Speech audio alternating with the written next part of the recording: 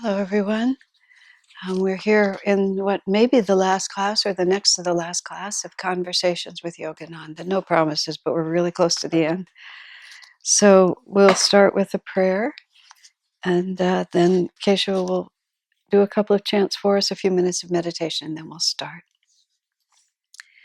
Heavenly Father, Divine Mother, Friend, Beloved God, Jesus Christ, Baba Ji Krishna, Lahiri Mahashaya,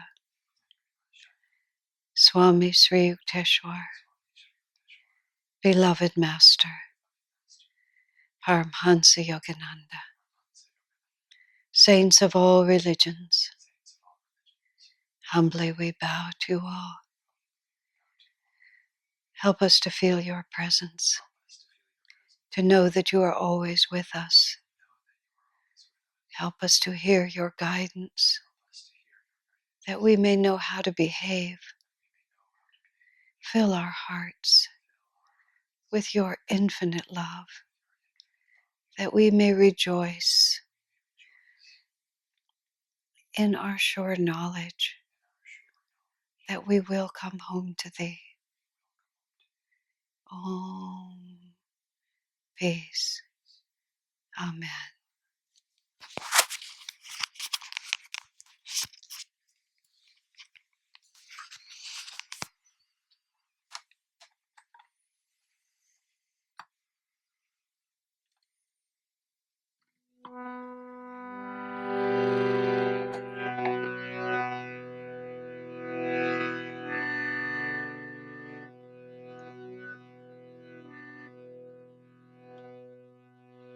Engrossed is the bee of my mind on the blue lotus feet of my divine mother. Engrossed is the bee of my mind on the blue lotus feet of my divine mother. Divine Mother, my Divine Mother, Divine Mother, my Divine Mother, Divine Mother, my Divine Mother, Divine Mother, my Divine Mother. Engrossed is the bee of my mind on the blue lotus feet of my divine mother. Engrossed is the bee of my mind on the blue lotus feet of my divine mother. Divine Mother, my Divine Mother, Divine Mother, my Divine Mother, Divine Mother, my Divine Mother, Divine Mother, my Divine Mother. Engrossed is the bee of my mind on the blue lotus feet of my divine mother. Engrossed is the bee of my mind on the blue lotus feet of my divine mother. Divine Mother, my Divine Mother, Divine Mother, my Divine Mother, Divine Mother, my Divine Mother, Divine Mother, my Divine Mother. Engrossed is the bee of my mind on the blue lotus feet of my divine mother. Engrossed is the bee of my mind on the blue lotus feet of my divine mother. Divine Mother, my divine mother. Divine Mother, my divine mother. Divine Mother, my divine mother. Divine Mother, my divine mother. Divine Mother, my divine mother. Divine Mother, my divine mother. Divine Mother, my divine mother. Divine Mother, my divine mother.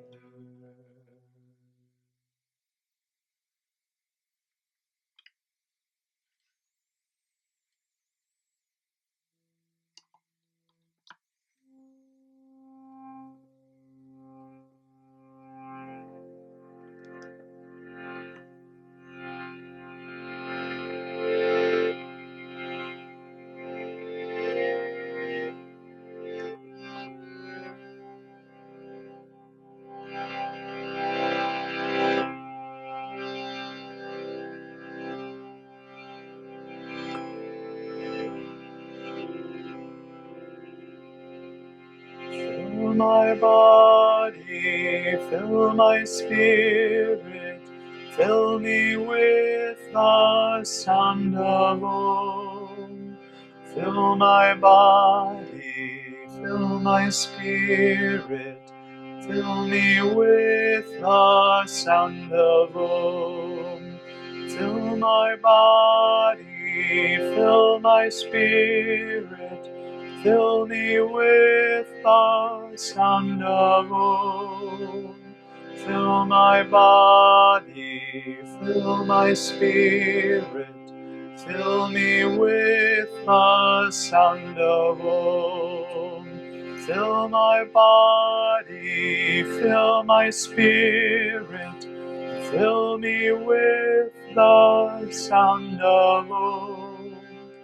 Fill my body, fill my spirit, fill me with the sound of Om. Fill my body, fill my spirit, fill me with the sound of Om. Fill my body, fill my spirit, fill me with the sound of Om. Fill my body, fill my spirit, fill me with the sound of Om. Fill my body, fill my spirit, fill me with the sound of Om. Fill my body, fill my spirit, fill me with the sound of Om. Fill my body, fill my spirit, fill me with the sound of Om. Fill my body, fill my spirit, fill me with the sound of Om. Fill my body, fill my spirit, fill me with the sound of Om. Fill my body, fill my spirit, fill me with the sound of Om. Fill my body, fill my spirit, fill me with the sound of Om. Fill my body, fill my spirit, fill me with the sound of Om. Fill my body, fill my spirit, fill me with thy sound of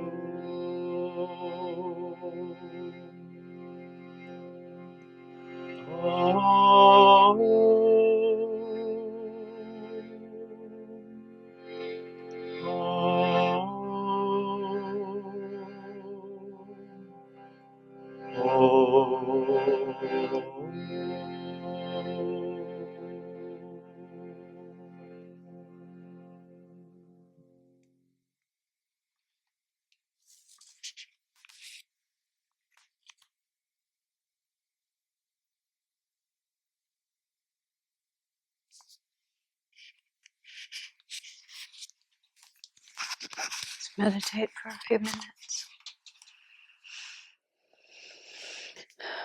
Om, peace. Amen. Thank you for that music.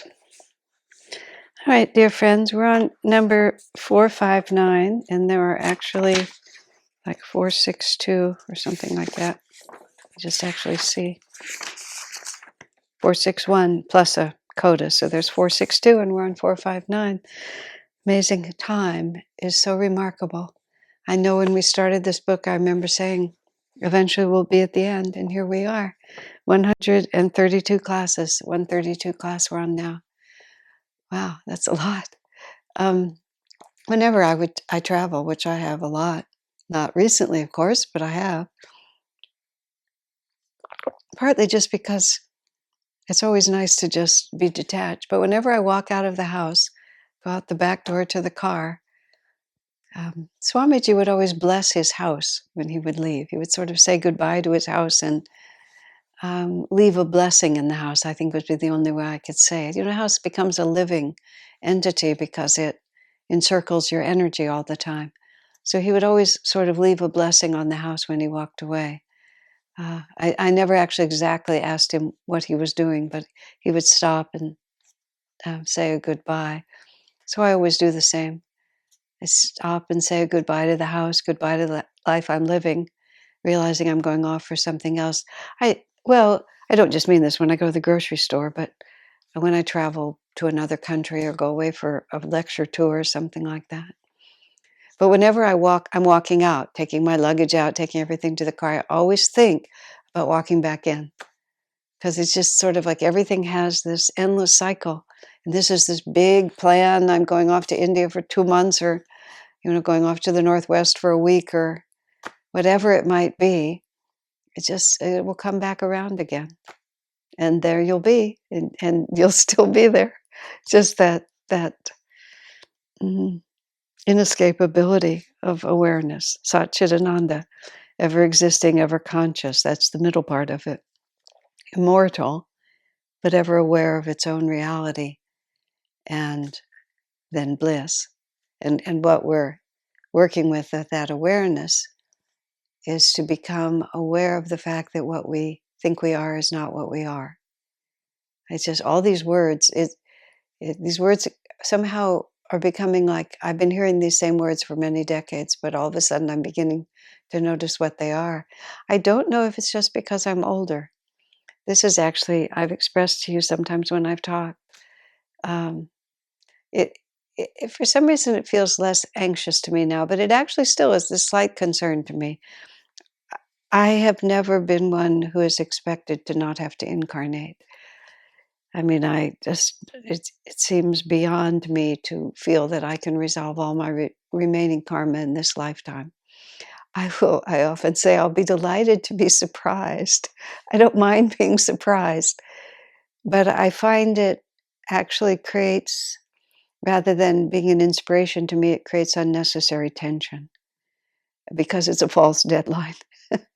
So I've always found it easier to think about the fact that I'll have to take another body, and maybe multiple times more. And a part of me doesn't really care. This is, if I can serve, and if I can experience, and if I can serve God's presence, then I'm happy to do that. I'm not a bodhisattva. I'm not postponing my realization for the sake of others, but recognizing handwriting on the wall, the virtues in the chakras. The end of all of this is there's a certain vairagya that just comes with age, and it's just the vairagya of having, vairagya means a disinclination for the things of the world. It's a wonderful word. And, after you've experienced a lot in one lifetime, you just have a disinclination. It's just not so exciting to go sightseeing anymore. It just is not, things are just not as exciting as they were because you've done them. And there's a contentment with a quieter life, with a more inwardly focused life. So when I'm 17, when I'm 24, when I'm 31, will I discover that my so-called vairagya was just fatigue? And it actually, what is realization and what is just enough already of one incarnation? And I strive with everything that's in me to make it realization. That it's not just that I'm bored or that I've been there and done that or that my hormone system has changed, which of course all of those things have happened. But is it really just that even given the same opportunities, I would feel differently about those choices? And of course, there's no way to know. And I just have to continually remind God that it's my sincere desire to have it be honest, actual realization and not merely just a passing mood. Many people become quite withdrawn at the end of their lives, but they have contracted, not expanded. And one wants the vairagya to be, because one's consciousness has expanded into a different sense of fulfillment. I was sent a little YouTube video, and the point of it was completely different, but it was one of those television shows. I don't have a television, but if you're on the internet at all, you run into all these things, and I noodle around the internet enough that I run into stuff. So it was one of those programs where there's like 4 hosts, and they all like sit on a couch. They all kind of sit actually really close together on a couch. This must have been before the recent pandemic, but they were like 3 men and 1 woman, and they were sitting on a couch and a chair like this. And the men were the most active. The woman, I won't say her name. It turns out she's quite a famous actress. She sat there sort of between these men, and all the interplay was with the men until the very end, and then she came alive. And she was dressed in black, some kind of a fancy black dress, except the middle of it was missing. It was like somebody made a dress like mine and then took a pair of scissors, just like this. And it was perfectly deliberate. It was just like women's breasts are like not to be covered anymore. I mean, they use wonderful words like cleavage, which is just a marvelous word. But it's just like that which used to be considered private isn't. And the woman sat there just this whole time with all these men around her, who they're all pretending that that the middle of her dress isn't missing. And it's a black dress with all this stuff. So she was a white-skinned woman, this very white middle here with this black dress. And for some reason, I guess it's just part of it. Like, if we're just all together, we might as well drink. I mean, my God. So she's holding some kind of a wine glass. I don't know whether it was champagne. So she's holding this wine glass. And aesthetically, it was actually quite attractive. It was a very nice piece of glass, and it was a pink wine, half full with this, and she held it very graciously like this. It came about here, so it kind of sat somewhere in the middle of where her dress was cut out. and she and she just sat there the whole time. And all these men had these 3 men had this repartee around her. And at some point toward the end, it was just like, one of these 3-minute snippets. At the end, she kind of came alive and proved that she was something other than her body. Oh my God, I thought, what an age we're living in. This half-dressed woman sitting there drinking wine on whatever television. The men around her a couple of them were odd too, but not quite as outstandingly odd as she was. I gave at 9 in the morning, I've been doing these shelter in place fireside chats, I call them. And there's one of them about like these reincarnated, these 4 different cultures that are reincarnated on our planet right now. I'm not going to give you the whole talk. You're going to have to go on YouTube and find it. But one of them is the Romans. The Romans who brought the civilization down are just reincarnated. And Master Swami said that they're running the entertainment industry, and they're mostly in the government. You know, they're the self-centered. What do I care about you as long as I'm fine? People who brought down the whole Roman civilization are here just doing it again. I heard, this is not my own phrase, but it's so brilliant, I love it. It's Sadhguru, the Indian man who's extremely well known and has a very wide following. I know very little about him. I've seen his recordings every once in a while. And, you know, he seems to be a man of great quality. And somebody asked him about women's dress, the immodest way that women dress. He gave a perfect answer. He said, well, you know, a person, a man or a woman, but let's say a woman has many aspects to her nature, you know. And if you want to lead with your biology, is how he put it, he said, you can dress like that. And then your biology becomes the first thing that everybody's aware of. I thought, isn't that a perfect way to say it? It was so non-judgmental. It was just so simple. You can lead with your intelligence. You can lead with your wit. You can lead with your graciousness. You can lead with your kindness. Or you can lead with your biology. Just depends on who you want to be and what you want people to see. Now people consider it a sign of great freedom to be able to, you know, cut the middle out of your dress. And it's just like, okay, go ahead, do that. You know, you get a certain response, and it keeps everybody around you constantly in their biology. It's just like, how much do we want to live in our biology? It's part of who we are. There's no question about it. I'm not advocating universal celibacy or anything like that. It's just like, what self-definition do we want to live? And this comes back to when I'm talking about, you know, if I have another body, who do I want to be? Who will I be?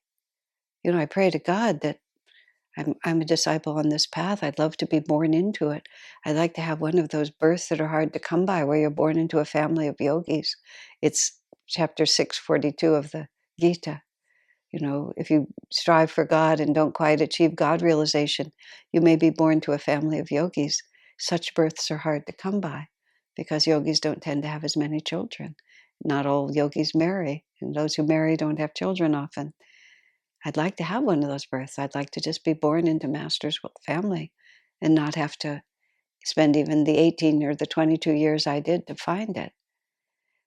But what do we want to lead with? How do we want to define ourselves? See, this is what I was talking about. The satchit, the awareness part of who we are. Who am I? You know, what am I going to be? While I'm talking about this, but when I turned about 60, which is speaking of biology, it's a turning point for a woman. You know, what happens to women as they age is it's different than what happens to men. There's just this, you know, there's this something of the beauty of a young woman. And it's not that older women are not attractive, because many are very attractive. But you change, your body changes. Interestingly, Sri Yukteswar says in Autobiography of a Yogi, in the Resurrection of Sri Yukteswar, most people in the astral world make a body that looks about 25. I thought that was so interesting, because it's sort of like that's when you're full grown and you're at perfection before it begins to fade in any direction. But there's something divine about that, because in the astral world, that's how most people recreate themselves. Sri Yukteswar said he was an exception because he lives on the high astral planet of Hiranyaloka, and he made an old body for himself. Why, he doesn't explain, but he made himself an elderly person, whereas most people choose to be youthful. And I know when I turned 60, and I've never been very concerned about how I look. I think I spent a lot of incarnations concerned about how I look, and I'm just tired of it. I don't even do that now, but I could spend about 15 seconds on my appearance, on my hair. Clothes I always liked, but hair, I could spend about 15 seconds. I just couldn't even use the blow dryer. I would just go, I'd become frantic, absolutely frantic at the idea of doing it. So I've never been terribly concerned, but I began to notice when I aged. And I was amazed. I was just amazed that I noticed and that I cared. I just couldn't believe it. I really could not believe that I cared. I'm such a renunciate, I'm such a yogi, but I cared and I really did. That's why I found that comment of Sri Yukteswar's, I'm pointing to the book behind me. That's why I found that comment of Sri Yukteswar so fascinating, that there's something cosmic about identifying with youth. So I was, it was a very small part of my consciousness, but that it existed at all was impressive to me. And this is what I was going to say that I said before. During that period of time, a few years up to and around 60, I used to have much more hair. I wore it longer and I wore it curly and all this. And almost, I like every couple of months I'd change my hairdresser because no matter, they just couldn't make me look right. And then I finally found a hairdresser who said, first of all, she basically said, honey, you're getting old. And everything about you is getting old, including your hair. She said just like that. And I realized, oh my God, it's my face. It's not my hair. Nobody can make my face look like it looked 15 years ago, no matter how fine the haircut. Well, lately, because of this COVID thing in place here, I've been spending a lot of time on the internet. Spending a lot of time broadcasting is basically what I say it. I'm on a perpetual lecture tour, although I'm not quite as busy as I am when I travel, which I really like. I've been wanting to work on editing, doing some writing, but I realized, I was saying to my friend today, if I spend this time and write something, what I want to do is edit some verbal talks into a book. But I said it'll be months before anybody can benefit, I can receive anything from that book because it takes a long time to write, publish, and so on. But the need is right now. So actually spending more time in the moment communicating is really much more useful use of time. And then once we're all released from this, if we're ever released from this, we'll see how long it lasts. So much of what I do is on a camera like this, in this nice little room, little corner of the room we have set up. And that's all fine. That looks very lively. But I'm doing a whole other set of things, which is on Zoom. And I have been told from others, and I have observed, that the webcam is very unforgiving. The little camera there. I don't know what it does. It just makes you look a little weird. But it also, there you are. And I've had a little mini crisis, just like, is that really my face? Is that really, really, really my face? And I've spent a ridiculous amount of time moving the lights around, lifting the camera, moving the camera, shifting the camera, turning it upside down, turning it sideways, turning my head like this, until I finally conceded, honey, everything gets old. It's this self-identification. And this is actually, I'm being light, I'm just being very just chatty, but it's extremely real. And we can't just laugh it away. It's just, we get so deeply identified with this. A friend of mine who had complications after a serious surgery and came very close to leaving his body. Well, let's say he was very, very unwell, and what he had could easily have taken him out of his body. Because he didn't come that close, at least this is how he described it. He said he went very, very far away. He just felt his life force really going away. But what he came back and said is, he said, it's not that easy to get out. He said the threads of karma are just all interwoven all through you, and the identification with this body, and then all the relationships that happen once the jiva identifies with its separate individuality, and all of the relationships that begin to develop with that, which are all continuing from who knows how many lifetimes, it's just all twisted up around you. And it's just it's not so easy to let it go. So we have to practice that. We have to practice that a lot. Even if when I consider the possibility of reincarnating, having a new name, a new everythingness, God knows where it'll be, if it'll be, what it'll be, who knows? I have no idea. I have absolutely no feeling about it. It's just that I'm prepared for it, hoping for the best and prepared for the worst, as I guess how you would say it, for whatever incarnation it is, because this is the real point. In this lifetime, I have been compelled. Many, many, many choices were not made with freedom. I mean, I remember on several occasions making very serious life decisions and just having to say to myself and to others, I hope this is God's will because I don't have any choice. Meaning, I just don't have the detachment to follow any other course of action. It's just, there it is. This is what I have to do. I mean, in similar circumstances, that was when I said to Swami, I'm just not doing what you asked me to do. Your advice was valid. I respect you. I know you're right.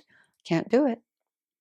He said, well, so much for theory. Let's deal with reality. It's just a brilliant, beautiful, absolutely supportive, loving answer. Just one of bazillion examples of why it was so easy to love that man. That man, that person, that spirit, that consciousness. It was just so extraordinary to have a friend like that. But, I just can't do it. And so what concerns me is not what happens. What concerns me is I would like to be free. I would like to be able to, I would at least like to have sufficient detachment to stand calmly and really hear what God wants me to do. Now, it's easy to argue, and I think it's true. We're compelled because we have to, because it is God's will, in the sense that it's a lesson that has to be learned. And every compulsive decision that I made was the right decision, and it was God's decision too, because God loves me and He made me compulsive. And so he knew it's karma that has to be lived through. That's all. It just has to be lived through. There's nothing that can be done. So therefore, it's God's will because He wants me to learn. And if I refuse to learn in any other way, I'll just have to learn this way. He might have an easier way for me to learn, but so much for theory. I have to take reality. But that's how I work with it. It's naturally I'd like to be a Jivan Mukta. I'd like to end this life having transcended all egoic identification with my limited reality. Gee, that would be great because of the freedom, the happiness, the bliss, the confidence, the security. I mean, everything that we see. Yes, let's do it. But I'd certainly, if I can't make it all the way, I'd certainly like to come close. I'd like to come close so that when attractive and repulsive things cross my path, whether in the rest of this incarnation or whatever ones come next, I can remain even-minded and calm in the middle instead of, running back in fear or running forward in desire. Just to stand there and see what God has in mind. Wouldn't that be nice? So we're reading number 459, which is actually exactly about what I'm talking about. So I sort of talked first. 459 is this wonderful story about Saint Teresa of Avila. The master loved to relate this story. Saint Teresa of Avila was crossing a stream with a few of her nuns. They were on their way to found a new convent. Teresa, by then, was old and infirm. Suddenly, the horse she was on was swept away in the stream. They were crossing a river. Does that say that? It doesn't even say that. Teresa, by this time, was old and infirm. So right now it says suddenly the horse she was on was swept away in the stream, but Swami forgot to tell us that they were crossing a river. Anyway, they were crossing a river, and suddenly the horse she was on was swept away in the stream, which was swollen by heavy rains. Her nuns were helpless to save her from drowning, and they were sure that she was lost. Teresa suddenly beheld Jesus Christ on the opposite bank. In no time at all, she found herself standing before him, not only safe, but completely dry. And then Jesus said to her, "Be of good cheer, Teresa. This is how I treat all my friends." Teresa then answered him joyfully, "That, my lord, is why you have so few." This was a very witty answer, Master said, but also a true one. You know, that whole story, the whole context of that story, there was a time in my life when I read a lot about Saint Teresa of Avila. That was in my first 10 years at Ananda when I myself was living with the nuns as a nun in our convent. Teresa of Avila was our heroine at that time. And Master also speaks of the saints of our line, is how Master put it. And he mentioned Saint Francis and Saint Teresa of Avila as their way of communing with God and being with God was exactly the same. It was the same spirit as we do. Swamiji wondered if it actually has more meaning than that. There were many who speculated that Sister Gyanamata had been Teresa of Avila in a previous lifetime. It was not confirmed, but Swamiji said it was a very reasonable thought that she was. Teresa of Avila was an extraordinarily powerful woman, and she reformed the whole Carmelite order, created a whole. Um, it had degenerated. You know, it was a time when women entered convents for many reasons. um, if someone was widowed, or if she was a woman who couldn't find a spouse, or if she was wealthy and the family wanted to give a child to the church. So there were lots of these convents of women where many people there did not have a vocation. They didn't really have a vocation to be religious. It was just the life they were living. And the rules were lax, and people who came in with wealth brought in their servants, and it was appalling to Teresa because she was deeply dedicated to God, and that's how she wanted to live. So she separated herself from that order and created a reform order. And then eventually she also went back and influenced the old order, but she created a reform order. She created these small convents of 12 nuns who were in a perpetual cloister, that they would enter. This was, many hundreds of years ago, or some hundreds. I can never remember time, but it was a few centuries ago, at a time when the separation between the world and the spiritual world and the material world was absolute. And so when the nuns entered the convent, especially the women, they almost always went into perpetual seclusion. The convent became a world in itself. Such convents still exist, but it's not as popular as it used to be. So when those 12 women would enter in and become the nuns, basically the gate would shut behind them.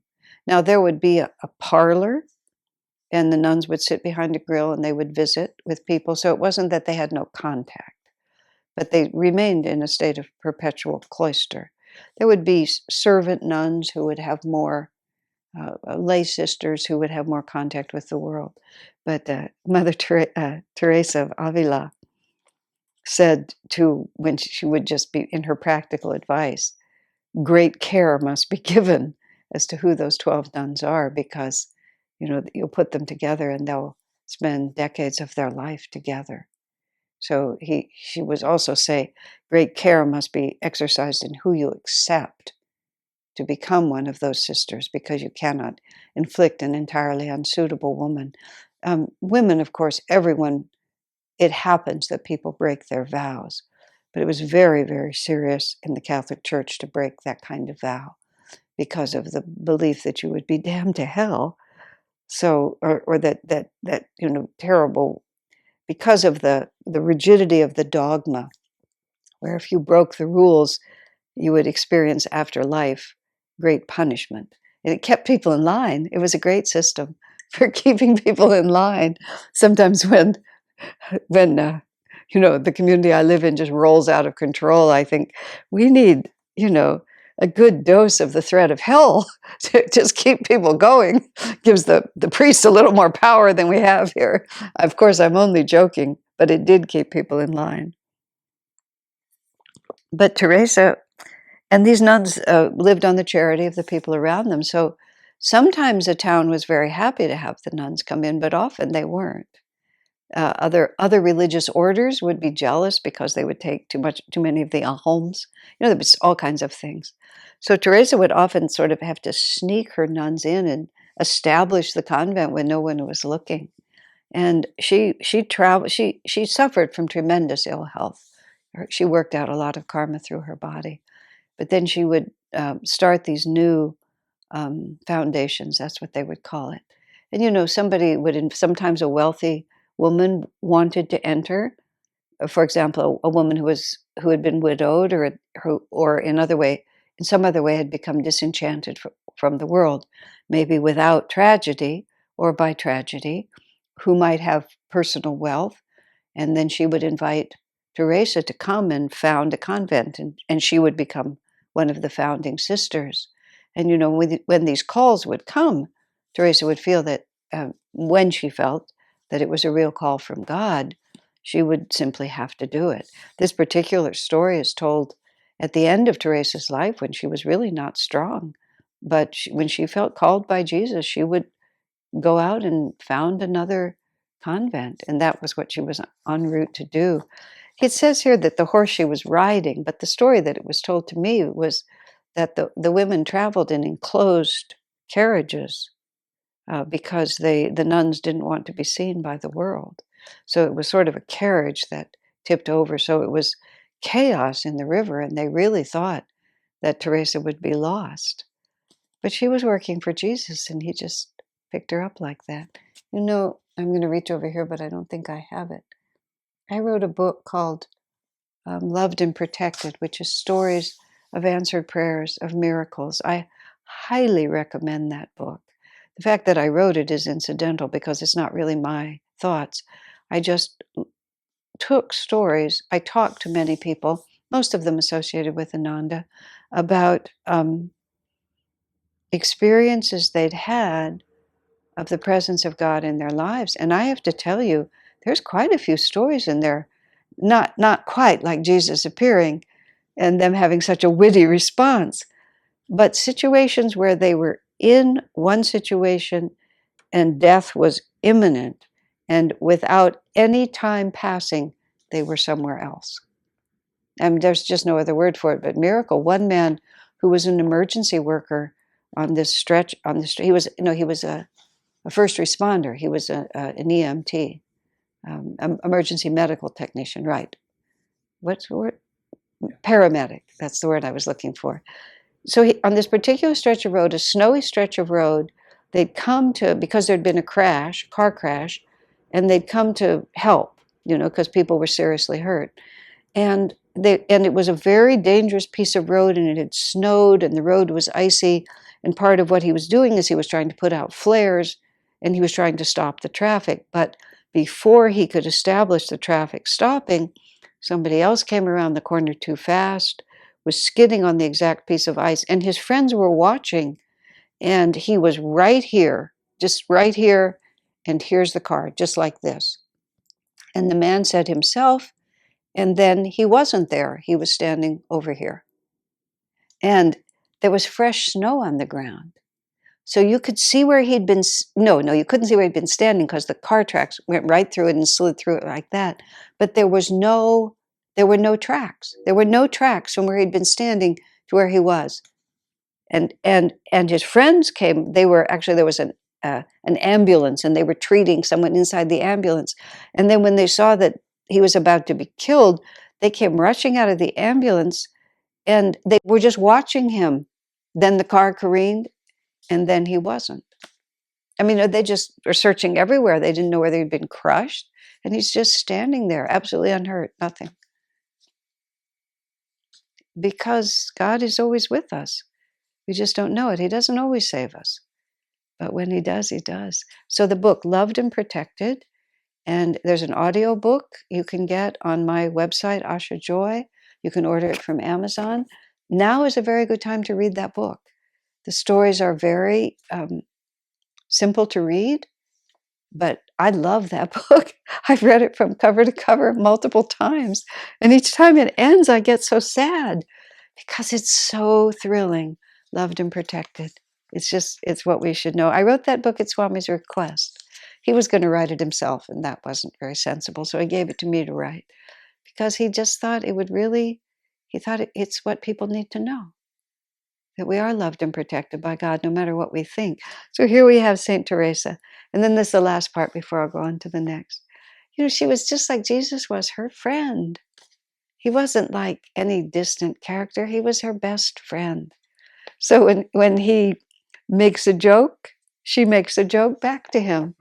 This is like their relationship was uh, uh, completely real.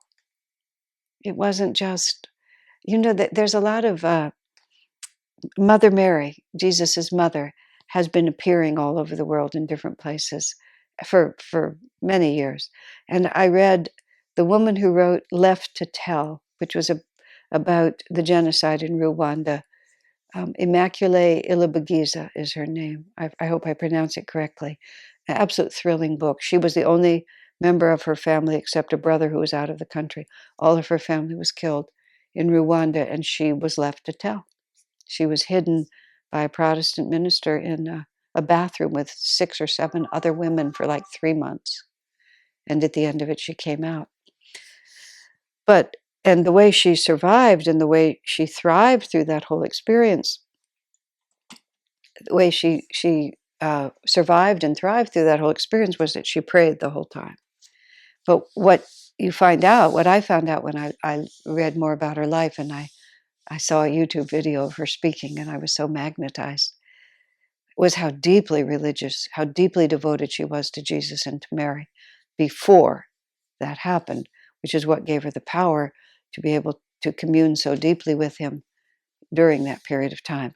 But Mary appeared in Rwanda to 4 or 5 high school girls 12 years before the genocide, and did everything she could to persuade people and warned people that the rivers would run with blood. And the rivers did run with blood. The rivers would turn red like blood, is what she said, and they did. But here's the part that was so amazing, is the girls, when the vision of Mary would come, they would just chat with her. She would ask them how their schoolwork was going, how their friends were going. They would, and the girls, their side of the conversation sometimes could be heard, and they would just talk to her about everything that they did. And she would often, the visions there were longer than they were most of the other places that she's ever appeared. And Immaculée explains it.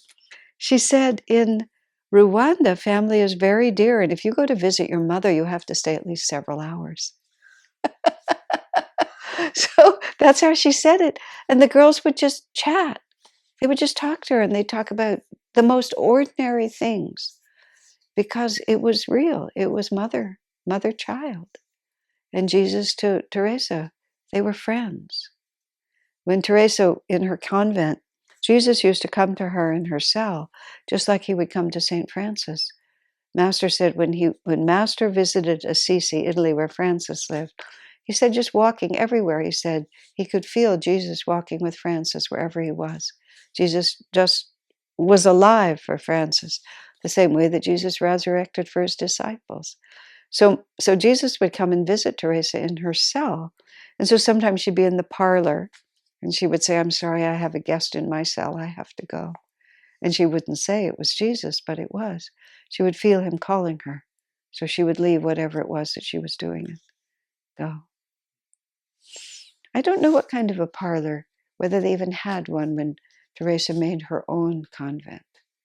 Because one of the things she seriously objected to was the activity in the parlor in the convents that she was reforming. And maybe it was the compulsion. She was compelled to greet visitors when she wanted to remain in solitude. I don't want to misrepresent. All right, now here's another story about another really great saint. This is 460. Saint Anthony, this is Saint Anthony of the desert. Saint Anthony spent years meditating in a tomb in the desert. For much of that time, he was tormented by devils. At last, Satan himself threatened to destroy him if he didn't give up his search for God.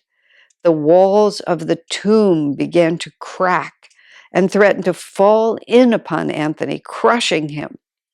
The friezes of animals on the walls assumed living shapes and converged upon him to devour him. Anthony's all alone. Now, when he spent years, he spent decades alone in this, what had been a tomb, a cave in the desert.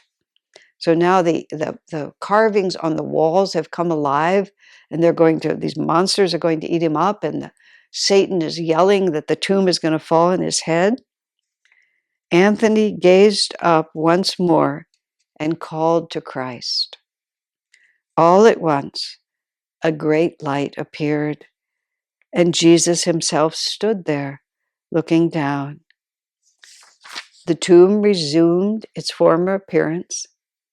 The darkness vanished in the ecstasy of divine awakening. Anthony remembered all the incarnations he had been seeking God. And then Master says, "Oh, I know that experience. When joy comes, and what joy comes with it." I mean, isn't that wonderful? Master's telling the story about Anthony's moment of God realization, and Master's saying, "Oh, I remember." Just what a glorious story. So then Masters goes on and says, "And Anthony cried out from the depth of his soul, 'Lord, where were you all those years when I was crying out for you?'" Isn't that amazing? In that moment, Anthony says, "Where were you?" And then Jesus, smiling with deep love, answered, "Anthony, I was all the time with you." Many of us have in our mind the voice of Master because this is on a recording. "Anthony, I was all the time with you," Master says. This is where I started today. We have a perception of reality. And our perception is that we're separate and that we're alone and that we suffer and that we lack and that God doesn't take care of us and why isn't he listening? And Anthony was decades of meditation alone. And then he's remembering even incarnations when he's been seeking God. Where were you? Jesus said, "I was all the time with you." So why didn't we know it? And that's the only, you have to answer that question, or one has to answer that question himself, herself. Why don't I know it? Because we don't. We lose track of it. Our consciousness gets eaten by our vrittis, is how I feel about it. It's like my consciousness is like a little ping pong ball, and it's sort of trying to go along, and it just keeps getting sucked into the vrittis or the whirlwinds or whatever you want to call it. It's trying very sincerely and very hard to go into a state of the realization of the presence of God. But all these conflicting cross currents of egoic habit and egoic desire just keep moving. And it's not that God would not free us, it's that a big part of us is not ready to be freed. And we just have to keep persevering against every fear and every weakness that we have. You know, there's Anthony in the final moment. Satan is personified in front of him, saying that he's going to crash these, millions of pounds of stone down on his head, and these beasts are going to devour him. And, you have to give up your love for God. Anthony refuses, absolutely refuses. "Crush my body. What difference will it make to me? Let the beast tear me to pieces. What difference will it make? This is my reality. God is my reality." Finally, Divine Mother believes him. Jesus believes him. But Jesus said, "It wasn't I. It wasn't I who was not loving you." It the mind just says, "But of course I love God. Of course I want him." But Master says we've been fickle for a long time. And so that has to be, we have to prove past that.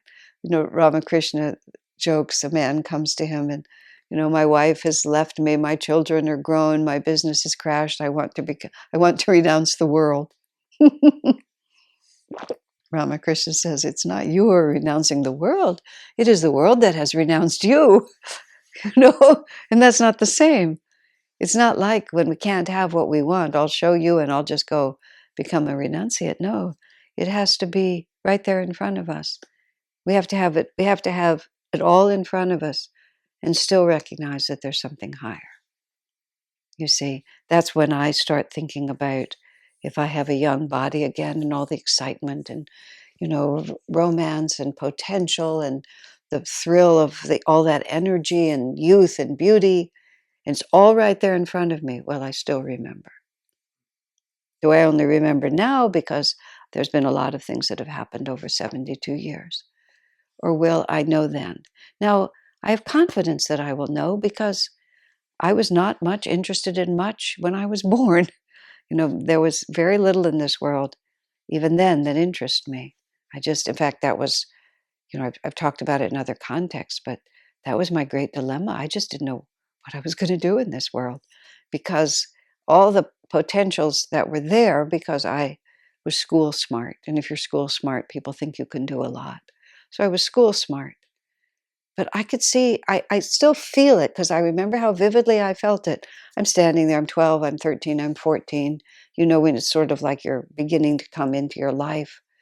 And you could be a doctor, a professor, a politician, all of these different things. And I can remember just standing there and I could see like they were roads, and I would go to school and I would do this and I would have this profession or blah, blah. And I could see the end of it. And now what I think of is that I could see my deathbed, and here I am, I'm a famous politician. Here I'm a very successful lawyer. I've been a doctor and I've helped a lot of people. I've been a dancer, I've been a singer, I've been an actress, but I see my deathbed. And on my deathbed, it's like, hmm, like, huh? It wasn't nothing. It wasn't nothing. It was a lot, but there has to be more.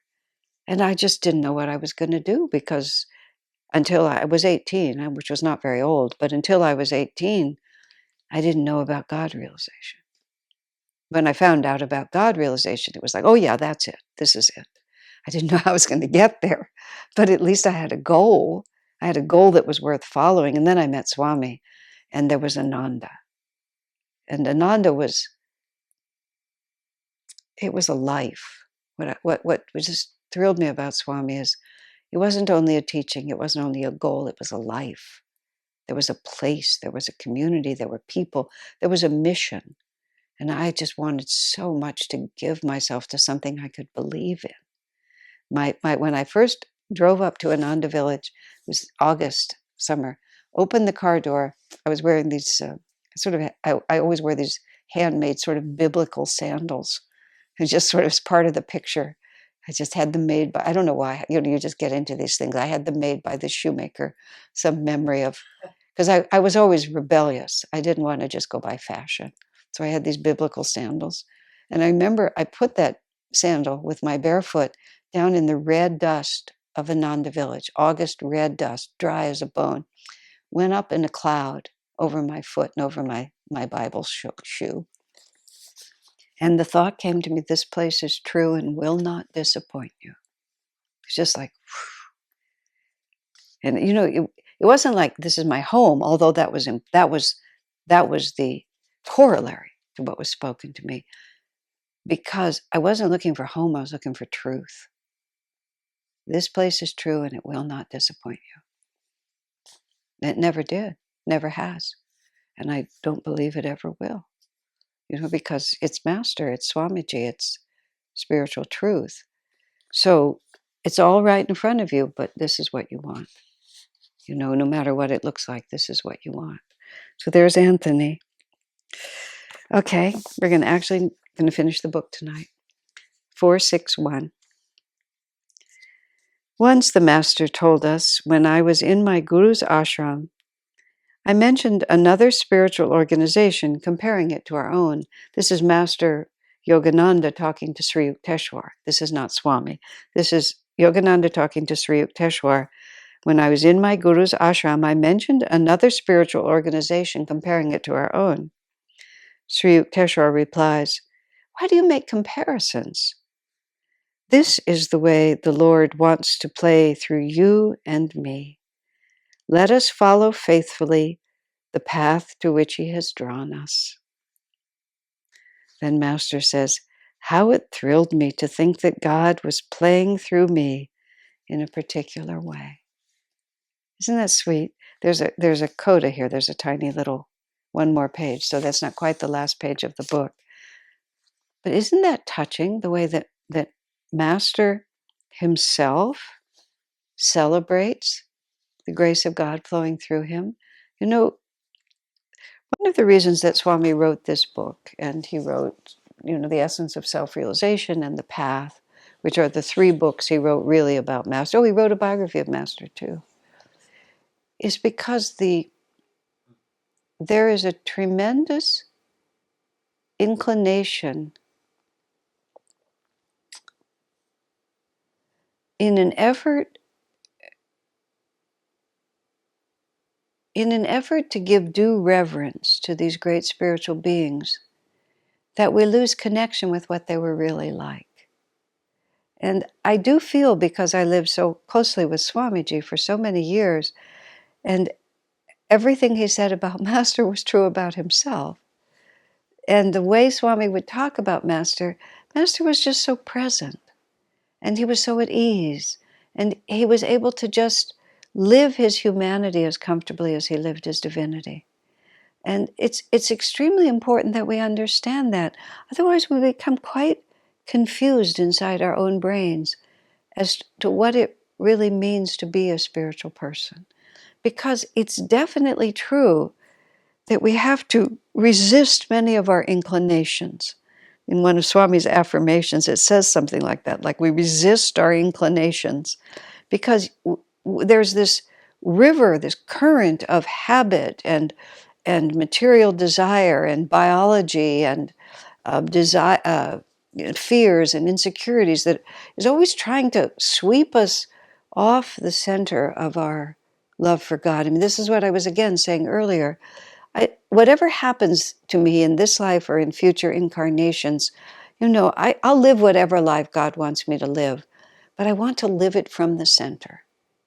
I don't want to live it because I'm swept by this thing and have to run and chase after this for a while, and then swept by this and have to run and chase after that, and then be disappointed and then be fulfilled. I just want to go right down the center of it. So being able to be authentic and honest about everything that we feel, at least to me, has been a very fundamental sadhana, that suppression is not transcendence and fear is not freedom. And so even just a little sweet story like this, like Master says, it thrilled me to think that God had a particular plan for my life. It reawakens us to the childlike spirit that is the real attitude of a saint. I remember once Swami was talking about the life of Jesus Christ. I think it must have been when he was writing the oratorio or something like that. And, Swami was a writer and I was a wordsmith, and I've subsequently become a writer too. But we often, I was going to say we often talked in words. We often talked about words. Words were a part. He was training me all the time. He was always training me to be a speaker and a writer. And of course, he was a genius at both. So a lot of times we would talk about words. So he was talking about the life of Jesus, and he made the reference to it being the greatest story ever told, which of course there was that's like a not quite a cliche, but almost, the greatest story ever told. I think there was a movie called that, or like not even been a silent movie about the life of Jesus, the greatest story ever told. So Swami refers to the life of Jesus as the greatest story ever told. And I just, because I was like that, I said, well, it may be, sir, but that's not a very original way to describe it. I was sort of like, you can do better than that, sir. But Swami took it completely differently. I'll never forget it. He just got this look of of, of, of bliss in his eyes. And he said, but don't you think it is? And all of a sudden I was completely chastened, of course. Yes, it is. It is one of, or the greatest story ever told. The story of devotion to God, of sacrifice, of resurrection. What could be a greater story? And just the pure childlike naturalness of Swamiji in saying that reminded me again, to be a saint is really quite different. It's just to be yourself with so much freedom and to rejoice in the particular song that God has to sing through you. So thus ends Conversations with Yogananda, except for this last unnumbered part. The Gospel of St. John in the Bible ends with the words, "And there are also many other things which Jesus did, the which, if they should be written every one, I suppose that even the world itself could not contain the books that should be written." That's how St. John ends his Gospel of Jesus. Those words echo my own sentiments perfectly. There was much, much more I could have written. I feel, however, that I have brought together enough conversations with Yogananda to give the reader some slight idea of the thrill and inspiration we all felt who knew him. I have sought in these pages to make him at least a little bit real for those readers who had not the blessing to know him personally. My final message, dear reader, touches you intimately. Paramhansa Yogananda is still alive. You will find him in your own heart if you will but seek him there. And his message to everyone is this: for every problem you confront in life, there is a way out. That way is to find God, to realize yourself as, in essence, one with the Supreme Spirit, Sat Chid Ananda, ever existing, ever conscious, ever new bliss. Wow, isn't that something? Eventually, Swamiji wrote the biography of Paramhansa Yogananda. He actually wrote it in about 3 weeks. When it was 2012, 2013. He couldn't have written it in 13 because he died too soon. I think he wrote it in 2012. I was just going to look for a second to see what the copyright is. 2011, went off by 1 year. But when he finished this book, he really didn't know there was going to be another. Because, as he said way back in the introduction 133 classes ago, he had taken notes at Master's request. He took notes of things that happened with Master, and then after Master died, he collected many more stories and so on like that. And he wrote The Essence of Self-Realization. He wrote The Essence of Self-Realization, and he wrote The Path. He wrote The Path first, and he wrote this book. Then there was a long hiatus because this came out in 1990. This was 1977. This was 1990. Then in 2003, he wrote this. And when he finished writing this, as I said, he didn't know the biography was coming. The biography surprised him in 2011. But he said, I finished the notebooks. It's done. Everything that I wrote. And he says, as he says in the end, there's much, much more I could tell you, but I've given you enough so that you'll know who he is. And he was done. And he was living in Italy. His health was very poor. His health was poor for the last decade. He was 77 years old. And he really thought his life was over. He just thought, there's no reason for me to be on this planet at this time. And his health began to fade. And I remember he telephoned me somewhere right around that time, and he talked about, I was not the only one who called. He called. I don't want to seem like it was exclusive, but I was on the phone with him. And he was talking about how weak his life force had become. And he just talked about the last night as he was talking. He said, I could have slipped out of my body so easily because the life force was so low. That was when I said to him, well, sir, you've done everything and more than your guru could have asked of you to do, and it would be completely selfish of us to ask you to stay a moment longer, if the time has come for you. I mean, I don't think I needed to say that, but I wanted to. And then I said, but it won't be much fun to be on this planet without you. And I was half joking, but I was sincere also. And very seriously, Swami said, speaking of Master, because Master died before Swami was 26. And he said, I know, I've been through it. And it was so sweet because he was very sympathetic. He was really very deeply sympathetic as to what our lives would be like without him appearing every once in a while and just lifting everything to an entirely other octave. But it turned out his life wasn't over because literally just in the last days as he finished that book, he was contacted by these two devotees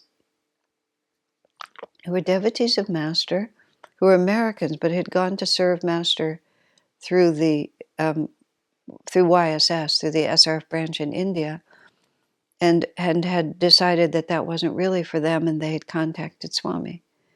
And Swamiji felt Master calling him to India. And Swami had been in India from 1958 to 1962, but his separation from Self-Realization Fellowship happened because of the work in India, and he was expelled. He was expelled in New York City, but he was living in Delhi at the time he was expelled.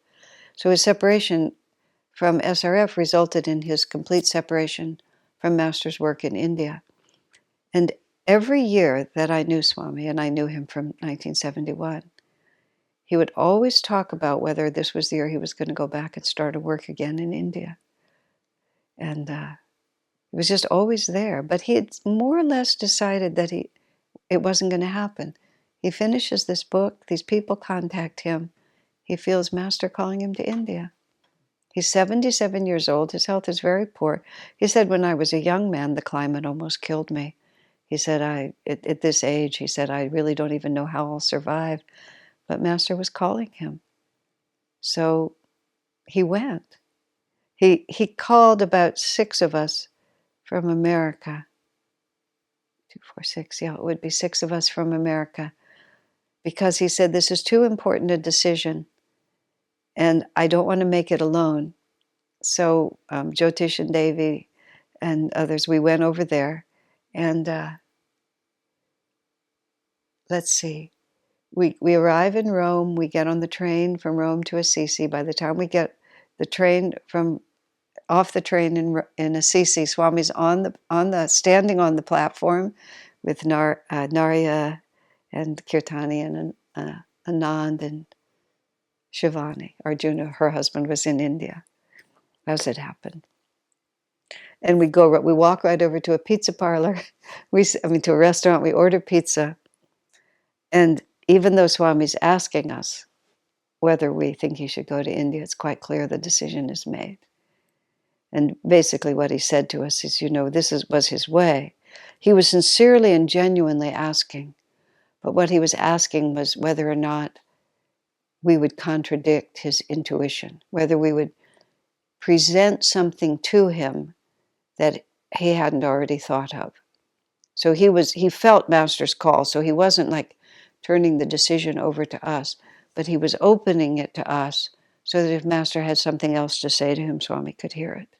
But it was just, no, now is the time. Various other things happened, and Shivani's husband, Arjuna, was already in India. All of this, is in this book.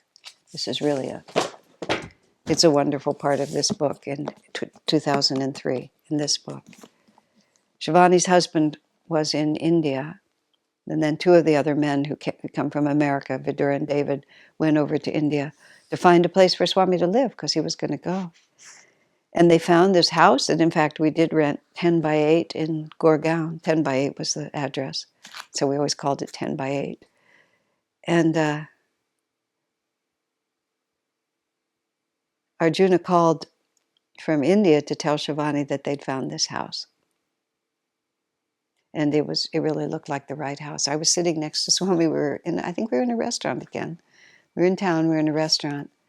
And this house is available. They're going to rent it for Swami. And then very quietly, Swami just turns to me because I happen to be next to him. And he quotes Sri Yukteswar's response to Master when Master came and said, I had this vision of Americans. I feel like I should go to America. And Sri Yukteswar said to Master, all doors are open. It's now or never. And Swami just turned to me and said, all doors are open. It's now or never. Like that. And it was just sort of like, oh my gosh, look at this. You know, he's going back to India for Master. And it's very interesting because when Swami got back to India, he really didn't know how he was going to manage because when had been there from 58 to 62, he traveled all over the country. And that's how you would reach people. And he just thought, it's unthinkable at his age. He just simply couldn't do it. But in the intervening years, these spiritual television stations had developed, which had a whole, just a 24-hour program of spiritual programs. And one of these television stations approached Swami and asked him to put on a daily program. So Swami suddenly saw that he was going to be able to reach millions of people without having to put that stress on his body. So he did. He recorded 365 television shows, I believe.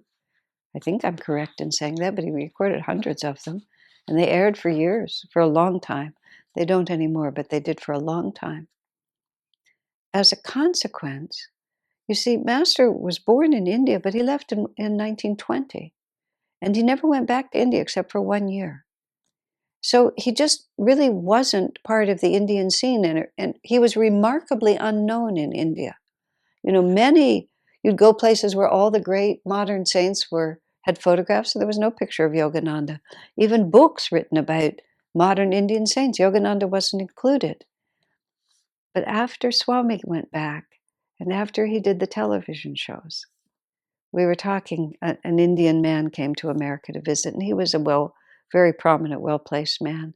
And somebody asked him, is Yogananda well known in India? He said, he didn't used to be. But ever since Swami Kriyananda arrived and started doing his daily television shows, now everyone knows who Paramahansa Yogananda is. So that was Swami's last deep unfulfilled desire, because that he'd had so much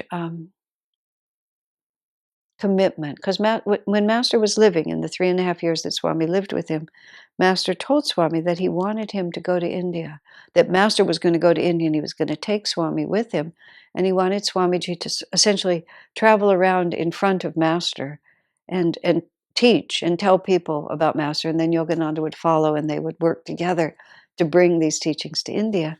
But every year the trip was canceled, and the last time it was canceled because Master left his body. So it was for Swami, it was a commission.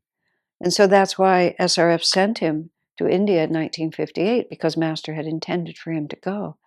But then Swami's plans were just too bold, just too imaginative, and too outside of the picture that those who were in charge of SRF had in their minds. And it was a karmic necessity that there be a fracture between Swami and that organization, because he had something else to do. But it was a profound and deep sadness for Swamiji that he'd never been able to do this for Master. He'd done everything else. He'd written, well, he hadn't yet written the Gita at that point, but he'd done the assignment that Master had given him. He hadn't written the Gita, that's a fact, but he didn't know what he was going to do with that. But India was a hard thing for him, so he went back and he did it. And then he wrote the Bhagavad Gita commentary, which was really the last unfinished business. And he also wrote this in India. He wrote this in 3 months, I think, once he was living there. When this was done, he was in India, he'd done the Gita commentary. He was really finished.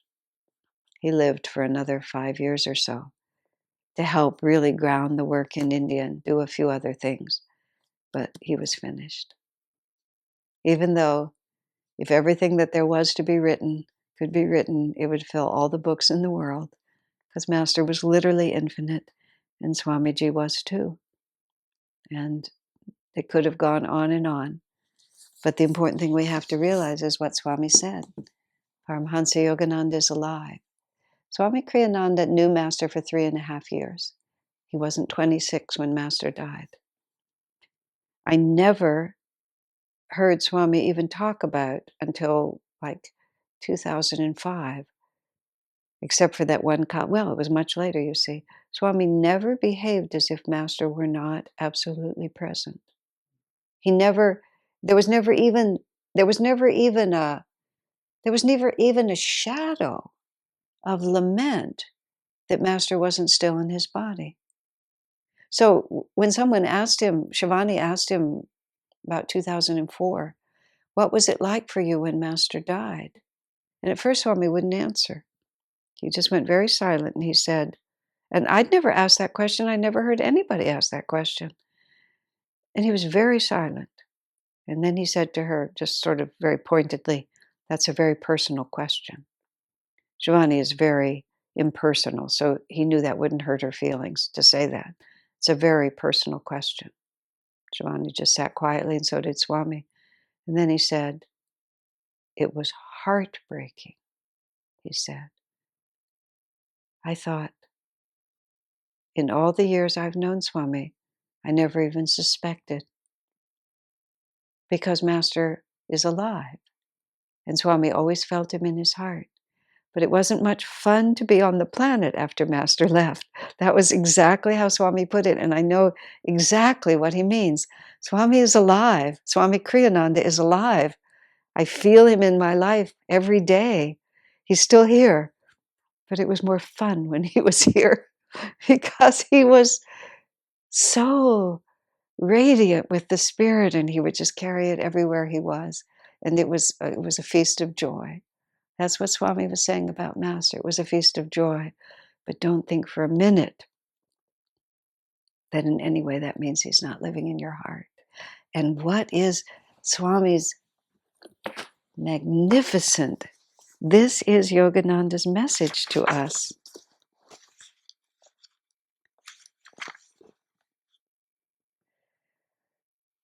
For every problem you confront in life, there is a way out. And that way is to find God, to realize your own self as, in essence, one with the Supreme Spirit, Sat Chidananda. It's been a wonderful adventure going through this book with you. I am sorry to see it end, but how magnificently Swami has brought it to a conclusion. God bless you.